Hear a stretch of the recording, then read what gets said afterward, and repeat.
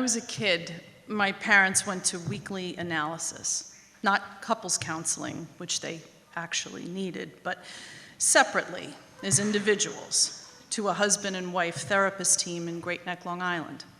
This was the 70s. Everyone was in analysis. I was an only child, and there was no one to babysit during their evening appointments, so the three of us drove one night a week from our Queens apartment to the therapist's office. My parents hashed out their issues while I sat alone in the waiting room, perched on an uncomfortable love seat. There was no waiting room entertainment back then for a latchkey psychoanalysis kid, so I'd usually spend my time staring at the two hollow core doors before me, willing myself to be silent so I could overhear their conversations and decipher the madness of our home life. The waiting room had macrame hangings on the wall and stacks of New Yorkers and New York magazines to read while enduring my weekly 50-minute wait. At each visit, I learned about Halston and Studio 54, cocaine, and Liza Minnelli. This was not a place for children. This was a place for adults with childhood issues. The therapist's waiting room had a print of Saul Steinberg's iconic 1976 New Yorker cover, View of the World from 9th Avenue, which comically depicted Manhattan as the center of the world. Each week, after tiring of listening for key words like divorce in my parents' muffled conversations, I'd stare at the emblematic drawing, comforted by the fact that my understanding of New York City and its environs was so similar to Steinberg's. I belonged to something greater than myself. I was a native New Yorker, as were my parents and my grandparents, and in some branches of our family tree, my great-grandparents and great-great-grandparents. For generations, we had known nothing but the perimeters of Manhattan and its outer boroughs. Like most working-class New Yorkers, we hadn't traveled far, save for a trip upstate or out to Jones Beach.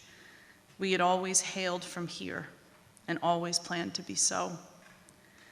I thought that this was my unique perception of New York. I didn't realize that this was actually a shared belief for millions of New Yorkers.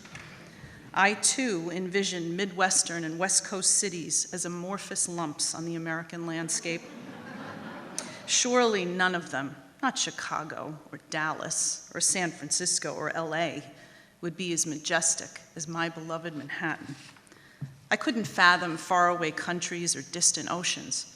It was probably a defense mechanism, but they were entirely unknown to me, just odd topographical shapes on pull-down maps in my childhood classrooms. I never dreamed that I'd travel anywhere. I didn't think I needed to. Such was a native's creed. What intrigued me most was the thin beige strip that signified New Jersey on Steinberg's map. Its rendering seemed painfully accurate. Jersey was a death sentence for my family, an exile on seemingly foreign shores. My aunt and uncle, native Brooklynites, had bought their first home there after years of apartment living, and my family was still in mourning. Jersey had sprawling lawns and farm stands and a greater sense of safety than 70s-era New York could ever promise. But there was no there, as Gertrude Stein once wrote. We simply didn't trust it. I now have a framed print of that New Yorker cover in my office, where I write about my Queens childhood and my Irish Catholic upbringing. My parents divorced after 36 years of marriage and many therapy appointments. No one in my family lives in the 5 boroughs anymore. I've traveled far. I've lived on both West and East coasts. Ironically, I now live in that thin beige strip called Jersey. Yet this former city kid still clings to Steinberg's thesis: Manhattan will forever be the center of the world. Thank you.